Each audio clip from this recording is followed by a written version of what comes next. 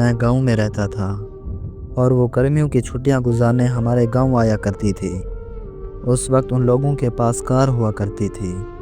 وہ کار میں آتی اور میں اسے دیکھتا رہتا۔ جس گھر میں وہ آیا کرتی تھی اس کا کزن میرا دوست تھا۔ ہم سب بچے ایک ساتھ کھیلا کرتے تھے۔ وہ بھی ہمارے ساتھ کھیلا کرتی تھی۔ ایک ساتھ کھیلتے کھیلتے ہم اچھے دوست بن گئے اور پوری چھٹیاں ہم خوب کھیلا کرتے تھے۔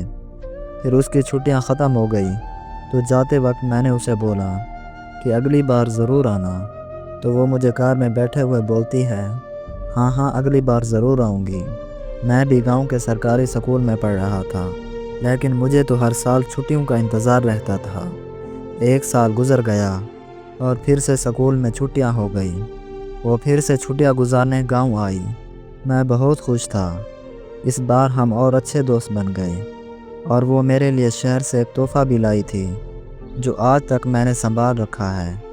چھٹیاں ختم ہوئی اور وہ واپس چلی گئی۔ اس بار مجھے اس سے شدت والا پیار ہو گیا۔ میں نے سوچا کہ اس بار اسے بتا دوں گا کہ میں اس سے بہت پیار کرتا ہوں۔ بہت زیادہ انتظار کرنے کے بعد آخر کار یہ سال بھی ختم ہو گیا اور وہ پھر سے گاؤں آئی۔ اس بار وہ بہت پیاری لگ رہی تھی۔ میں اس سے ملا اور میں نے اسے پرپوز کر دیا۔ وہ بہت خوش ہوئی اور خوشی کے مارے میرے گلے لگ گئی۔ وہ میری زندگی کا سب سے یادگار لمحہ تھا جو میں آج تک نہیں بھول سکا۔ ساری چھٹیاں ہم نے ایک ساتھ گزاری اور ہم نے بہت ساری باتیں کی۔ اس بار چھٹیاں اتنی جلدی گزر گئیں کہ پتہ ہی نہیں چلا۔ وہ واپس چلی گئی اور میں پھر سے اس کا انتظار کرنے لگا۔ یہ سال گزرنا میرے لیے بہت مشکل ہو رہا تھا۔ میں بس ہر وقت اس کا انتظار کرتا رہتا تھا۔ مجھے اس سے بے پناہ محبت ہو گئی۔ اس کا اتنا انتظار کرنے کے بعد آخر کار یہ سال بھی گزر گیا۔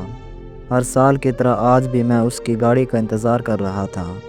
اس کی گاڑی مجھے دور سے نظر آئی تو میں بہت خوش تھا کہ میں آپ کو بتا نہیں سکتا۔ پورے ایک سال کے بعد مجھے اس سے ملنا تھا، لیکن جب وہ گھر آئی اور گاڑی سے اتری تو اس نے میری طرف دیکھا ہی نہیں اور اندر چلی گئی۔ مجھے بہت عجیب لگا۔ اس دفعہ وہ 2 دن میں ہی واپس چلی گئی۔ نہ اس نے مجھ سے بات کی، نہ میری طرف دیکھا۔ میں بہت پریشان ہوا۔ میں نے اپنے دوست سے پوچھا کہ یار یہ اتنی جلدی واپس کیوں چلی گئی؟ تو اس نے مجھے بتایا کہ وہ کہتی ہے کہ تم اس کے قابل نہیں ہو، وہ تمہیں مکمل طور پر چھوڑ چکی ہے۔ یہ بات سن کے میں تو اپنے ہوش ہی کھو بیٹھا۔ میں جس کے لیے پل پل مر رہا تھا، جس کا انتظار میں اتنی شدت سے کر رہا تھا، وہ میرے ساتھ ایسا کیسے کر سکتی ہے؟ میرے پاس اس سے رابطہ کرنے کا کوئی ذریعہ نہیں تھا۔ میں نے اپنے دوست کو بولا کہ چلو شہر اس کے گھر چلتے ہیں۔ جب ہم اس کے گھر پہنچے تو اس نے ملنے سے انکار کر دیا، لیکن مجھے اس سے بات کرنی تھی۔ ہم 2 دن تک شہر میں رہے۔ ایک دن وہ کام کے سلسلے میں گھر سے باہر آئی تو وہاں میری اس سے بات ہوئی۔ میں نے ہر ایک بات اسے بتائی، لیکن وہ ایک ہی بات کہہ رہی تھی کہ مجھے بھول جاؤ، لیکن میں اسے کیسے بھول سکتا تھا؟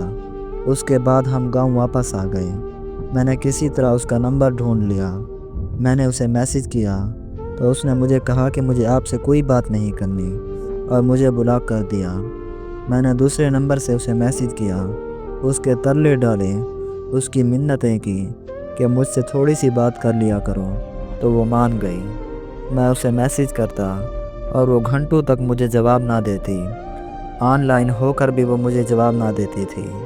میں بہت روتا، میں پل پل مرتا تھا۔ ایک دفعہ میں نے اسے بولا کہ مجھے بس ایک دفعہ تم سے ملنا ہے، تو میرے بہت کہنے پر وہ مان گئی۔ سردیوں کا موسم تھا۔ میں اس سے ملنے چلا گیا۔ صبح 9 بجے میں اس کے گھر کے باہر تھا۔ میں نے اسے میسج کیا، لیکن اس نے کوئی جواب نہیں دیا۔ سارا دن میں اس کا انتظار کرتا رہا۔ رات کے 9 بجے کا ٹائم ہو گیا، لیکن اس کا کوئی جواب نہیں آیا۔ اوپر سے سردی بہت لگ رہی تھی۔ رات کے 11 بجے وہ مجھے ملنے آئی اور آتے ہی اس نے مجھے بولا کہ میں تم کو کبھی نہیں مل سکتی، مجھے بھول جاؤ۔ میں اس کے سامنے رونے لگا اور اسے کوئی پرواہ نہ تھی۔ میں غریب تھا اور وہ امیر تھی۔ پھر میں نے بھی اسے بول دیا کہ آج سے تم آزاد ہو میری طرف سے۔ اتنا کہہ کر میں واپس آ گیا۔ آج 3 سال ہو گئے ہیں۔ ایسا نہیں ہے کہ میں اسے یاد نہیں کرتا، میں اسے بہت یاد کرتا ہوں، بس میری غریبی کی وجہ سے میں اسے حاصل نہیں کر پایا۔